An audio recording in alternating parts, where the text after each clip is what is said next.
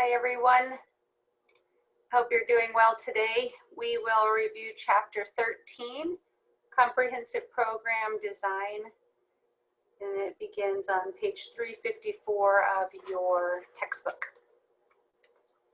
So I'll go ahead and share my screen with you and jump into the lecture.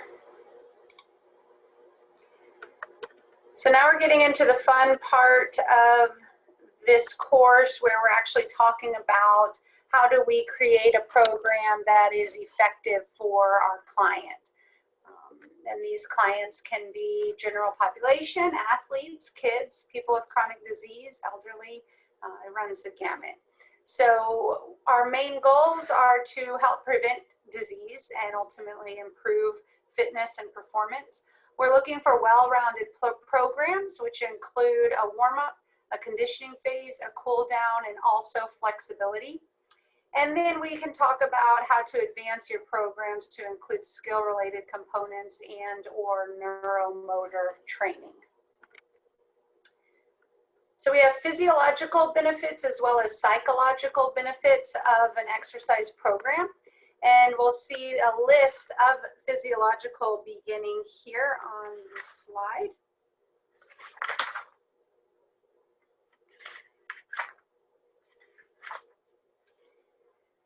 So with physiological benefits, we're looking at what are your insides doing, your heart rate, your lung capacity. Are you able to breathe easier and better?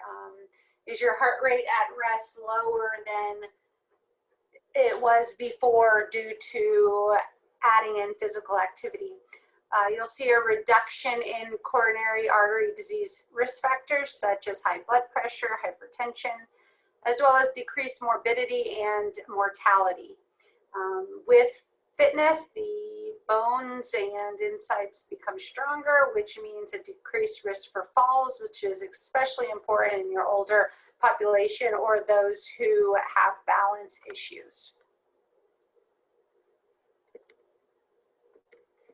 Several more. We have increased metabolic rate.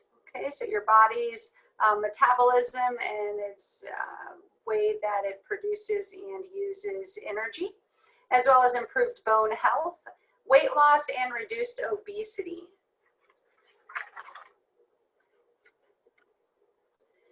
As far as the mind goes, looking at psychological benefits, we have things like reducing depression and anxiety. So depression is more feelings of unhappiness, of sadness, issues with self-esteem, and being critical of oneself.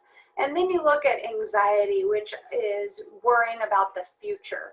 And it's more of an emotional state marked by excessive worry, maybe tension, and it is, again, future oriented. It has a positive effect on stress. And there is a better cognitive function associated with exercise. So this is especially important for older adults, but even if you look at this university setting, improved cognitive function in a student would mean they exercise, they feel more clear, they might be more successful with their academics. So on page 355 in box 13.1, that can be referred to check on the components of a workout. And those again include your warm-up, which is about 5 to 10 minutes of just dynamic movement, getting the body prepared to move in the ways you want it to move during the conditioning phase. That conditioning phase is anywhere from 20 to 60 minutes. So a lot of people use time as a barrier to adhering to an exercise program. With that, you can recommend that people can complete their 20 to 60 minutes in bouts of 10 minutes at a time. So they don't necessarily have to complete it in that full 20 to 60 minute range. If they have time in the morning to get 10 minutes, they have time at lunch to get 10 minutes, they have time at dinner, 10 minutes, well, you already have 30. Following the conditioning phase, you have a 5 to 10 minute cool down, which allows the body to go back to homeostasis, rest. And then we don't want to lose sight of the importance of at least 10 minutes of flexibility training in that workout. All right, so different components of an exercise program. You have cardio, respiratory fitness, anything running, jogging, jump roping, walking, biking, swimming. You have muscular fitness, any kind of strength training with dumbbells, bands, machines, body weight. Okay. You also have flexibility, which is your stretching, and you have neuromotor exercise, which looks at things like balance training. So we have the FIT VP principle of exercise prescription, and this stands for frequency, intensity, time, type, volume, and progression. So the next few slides break this up, but knowing the FIT VP principle is going to be important as you program workouts for yourself and other individuals. So what would frequency look like? We want to promote at least 3 to 5 days per week of focused exercise and cardiorespiratory fitness. Intensity is going to depend on the fitness level of the person and what type of activity you're prescribing. Okay. And we want to think of how conditioned is that person. So if they're deconditioned, we're looking at a low intensity of maybe 30 to 39% of heart rate reserve. But if the person is more fit, they might go up to 60 to 89% of heart rate reserve. So more frequent exercise sessions are typically in conjunction with moderate intensity. Okay, so lower to moderate intensity means more throughout the week. Intensity can be quantified by using different methods like heart rate reserve, percentage of age predicted max heart rate. So that's your 220 minus your age. Oxygen uptake reserve, which is the VO2R, and perceived exertion. So for the most part with general population, say you come over to the recreation center or you work in a general commercial setting, you're most likely going to use ratings of perceived exertion. Now, if you're in a clinical setting, you might use heart rate reserve or oxygen uptake reserve. Next is time. So again, moderate intensity exercise is at least 30 minutes on 5 days of the week for at least 150 minutes total per week.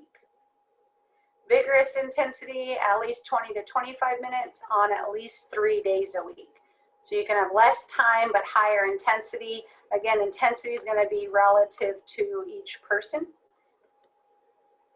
Or you can have a combination of both. So you might have moderate and vigorous, at least 20 to 30 minutes on 3 to 4 days per week.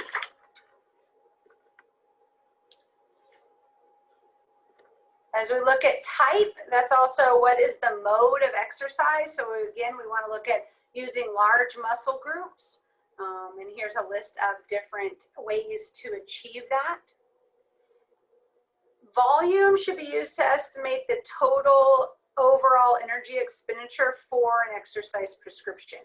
So how many total calories or METs are we expending per week? And there's a way to calculate METs coming up on page 360, I believe, on table 13.2.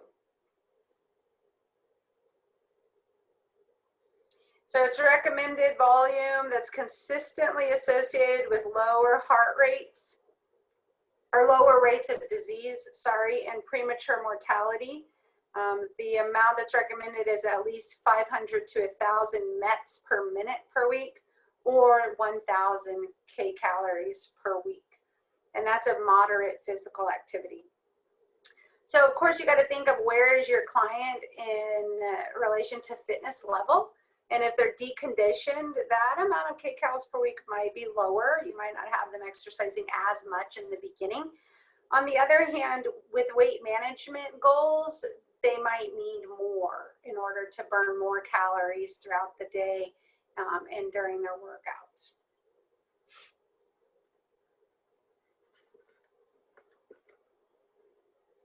Here's a table on how to calculate METs per minute, and kcals per minute. And next we look at the activity status of a person depending on are they beginner or intermediate. So a beginner, you want to think they are inactive or they've had minimal physical activity, so they're deconditioned. You're going to focus on light to moderate level activity for 20 to 30 minutes over the course of the day, or accumulating 10-minute bouts is an option, but the overall target is 60 to 150 minutes per week. If they're intermediate, meaning they're sporadic, they don't have an optimal exercise plan, so they're moderately deconditioned. Maybe they're fair to average fitness level. The focus is on a moderate activity for 30 to 90 minutes. Overall target is 200 to 300 minutes per week.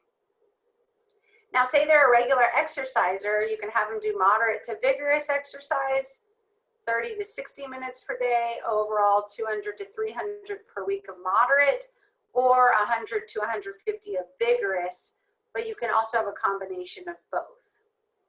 Okay, so again, the overall goal here is not to overtrain them, okay, to meet their goals, to help them find and achieve success through our effective and safe exercise programs. We'll switch over to muscular fitness now. So in addition to cardio, they need muscular strength and endurance. And this should happen 2 to 3 days per week. And why would sessions be separated by at least 48 hours? And this would be to allow time for adaptations to occur, for full recovery to be achieved. Now with intensity, let's think of the amount of sets and reps as well as the load. So intensity is inversely related to the number of reps. So this means the higher the reps, the lower the weight I'm probably going to use, or the lower the intensity. But the lower the reps, the higher the intensity can be in relation to weight. Okay. So typically 8 to 12 reps per set at an intensity of 60 to 80% of a client's 1 RM. For older or deconditioned individuals, you want an intensity of 40 to 50% of 1 RM with 10 to 20 reps. So older and deconditioned, less weight, more repetition.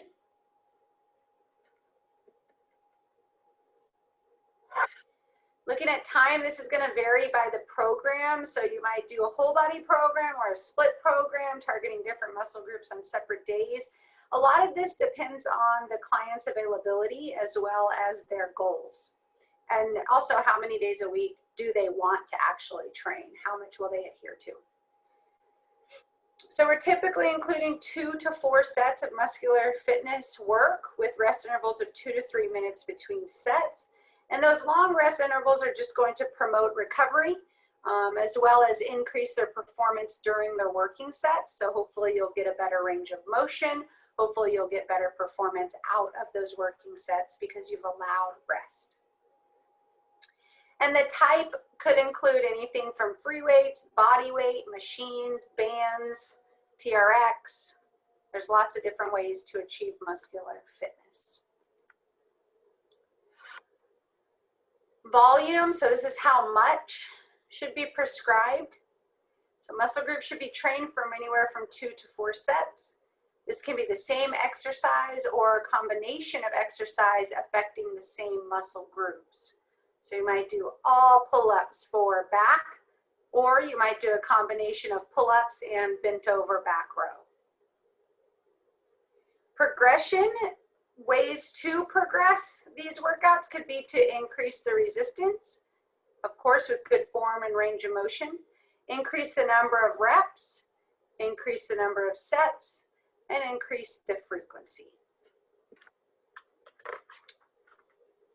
Training systems, these are going to be important as we move into the practical sessions of this course.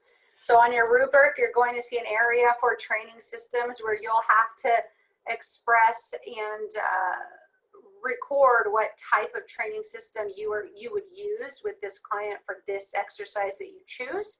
So the various ones are listed in these next slides. The first one is a pyramid system. And this is a collection of sets of the same exercise that start with lightweight and higher reps, as you'll see at the base of that triangle, and build up to heavier weight with fewer reps. So the focus of this is to build muscle strength and hypertrophy. Next would be muscular endurance. And here we have a high number of repetitions at low weight. Okay, it does not train with max strength, but with an intensity of about 50% of max performance. So with this type of training system, muscles heighten their glycogen and fat storing capabilities in order to increase the length and time at which they can perform. So if the person needs endurance, they need to complete a lot of repetition of a lot of work over time, this might be the best bet. And endurance training primarily works with the slow twitch or type 1 muscle fibers and develop these fibers in their efficiency and resistance to fatigue. Third is circuit training. This is where you cycle several exercises targeting different muscle groups with minimal rest in between. The result is a workout that taxes your muscular strength and endurance as well as your cardiorespiratory system. So if people get bored easily, this is a great way to overcome that because people are moving quickly from one exercise to the next. The mind doesn't have much time to tune out or wander. It's also a great way to get a lot of work done in a short amount of time if you have less time with a client or even yourself. Here's an example of a strength circuit. So they have 3 total sets of a choice of 10, 12, or 15 reps using dumbbells for all movements. And there's a list of different exercises. It looks like they do 2 exercises per muscle group and then move on to another. Now, once we look at these sets and rep counts, you want to make sure the intensity is sufficient so that the person begins to feel fatigue towards the end of each set. However, they have good form. So once a person is able to continuously work through a set and they're not feeling like they're totally fatigued and they're looking for rest, you might add load that next workout. Supersets is another type of training system in which you move quickly from one exercise to a separate exercise without taking a break for rest in between those two. So compound supersets can produce really great muscle growth in a very short period of time since you're performing 2 compound exercises, one after another. Okay, so you have short rest, but you can build strength and size with a superset. Okay, so these are totally separate exercises. They can be for totally different muscle groups, and they'll allow rest for one muscle group while the other's being worked so that you can work at maximal load. So here's an example. So crunches to lower back extension or biceps to triceps. So on page 132, or page 362, I apologize, table 13.2 is a sample resistance training progression. Okay, so depending on the stage, if they're a beginner, they're moving through workout for about 2 to 3 months until the client feels comfortable enough to advance. And you do a total of about 6 exercises, select one from each of the following areas, 1 to 2 sets, 8 to 12 reps, or 10 to 15 for older or deconditioned people, 2 to 3 days a week. You'll notice 2 to 3 days stays the same, about 8 to 12 reps is the same. Number of sets might change depending on the stage of the person or the client. Okay, once they're intermediate, They're moving through an intermediate to established level, typically 3 to 12 months, depending on their level of consistency now. So they have to adhere in order to progress. So you might do a total of 10 exercises there, working from each of the following areas. And once they're more advanced, they might have higher level goals in the areas of muscular fitness, and that'll include expanding the training program. So here you could still do 10 exercises, but you might do a total of 5, then select one exercise from each of those smaller muscle groups, and in addition to those 10 exercises. So you're just adding more. So their total workout might be up to 5 total sets of work with many different exercises included.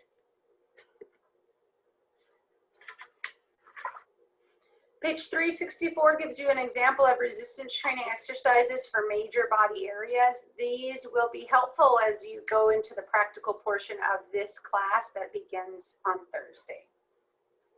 Page 364. Moving into flexibility. Promoting flexibility is very important because if we don't, the client most likely will not perform much flexibility unless they really love stretching. So a minimum of 2 to 3 days per week is recommended, but daily is most effective.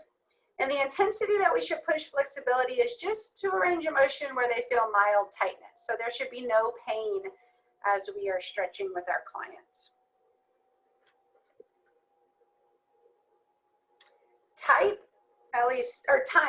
At least 10 minutes to allow all major muscle tendon groups to be targeted.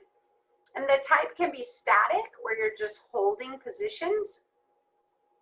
It can be dynamic or slow movement. It can be PNF, which means you might have a partner helping you, or ballistic. Ballistic is mainly used for athletes, those who might have a higher fitness level and have practiced, but you probably would not do ballistic stretching with a new client or anyone really with general fitness for safety reasons. Volume and progression, hold each stretch for about 10 to 30 seconds, repeat that to accumulate 60 seconds of stretching at each joint. So taking time matters. For PNF, the person will hold 20 to 75% max voluntary contraction for 3 to 6 seconds, followed by 10 to 30 seconds of assisted stretching. Okay, so let's say I have a partner, I'm on my back and my right leg is extended up into the air. My partner might press against my right leg towards my face. Okay, so I'm stretching my hamstring. And I'm going to push away with my leg for 3 to 6 seconds. After that, I'm going to release, and the partner's going to press for 10 to 30 seconds to assist that stretch. Frequency for neuromotor exercise. So first, let's go into a refresher on what neuromotor exercise is. So this involves motor skills, including balance, coordination, agility, and proprioceptive training. It's also been recently termed functional fitness or functional movement. Neuromotor enhancing activities focus on communication between feedback from the peripherals, so the arms and legs. So at least 2 to 3 days per week for 20 to 30 minutes, or 1 to 7 days per week. Intensity means we're manipulating the base of support, so working on balance, maybe manipulating the center of mass, and giving peripheral cues. Page 366 further explains this. So for the base of support, for less difficult, the feet might be apart. For moderate, the feet might be together. For more difficult, you might be on one leg or heel to toe standing. To affect the center of mass, less difficult, leaning forward and backward. Moderate, turning in a circle or shifting weight from side to side. You might even have the client step over something. More difficult is crossover walking, balancing on a large ball or a rocker platform. You might think like a Bosu ball, standing on the blue dome side. And peripheral feedback. So these, for less difficult, they're recommended only after particular activity was done successfully, okay, with peripheral feedback. So moderate be closing the eyes in a seated position while leaning forward, backward, and side to side, or standing on a foam pad while shifting weight or bringing feet close together. More difficult would be closing the eyes, but now in a standing position while leaning in various directions or reducing the base of support. So it might be bring one foot up and close your eyes. Additionally, standing on a foam pad in a heel to toe stance or one-legged stance might be cued. So as with any training, providing a challenge or overload will allow for improvements. So these are recommended to add. Now, what does the Fit VP principle also look like? So with this time, optimal is yet to be defined. So improvements have been found with 20 to 30 minutes or more for a total of 60 total minutes per week. Various activities for type include Tai Chi, Pilates, and yoga. Page 367 gives you a sample of a progressive balance program. So here you have levels 1 through 3, and then you're given a challenge. So we have seated, we have standing balance, and we also have movement balance activities. So this book is a great resource if you are working in a clinical setting or you're even working with general population or athletes, just to use as a reference when programming. You can come back to these tables. Sample beginner exercise program. So depending on the week, you're given aerobic, resistance, and stretching progressions, as well as additional comments. Okay, here's 13.7, an intermediate level adult, total program, aerobic, resistance, stretching with comments, and established. So maybe this person has been working out for a while. Adding advanced training options, such as plyometric exercises, can train clients to improve things like speed, agility, and power. And table 13.9 gives you activities involving skill-related components of physical activity. So as a client gets better over time, you will add these training options to treat them as an athlete. And as a refresher, to end this, the warm-up is 5 to 10 minutes of low to moderate activity. You follow that by a conditioning phase with one or more of the following. Okay, make sure it's well balanced for the client. A cool down of at least 5 to 10 minutes so the heart rate can fall back to normal levels. The breathing can also come back to normal. And stretching.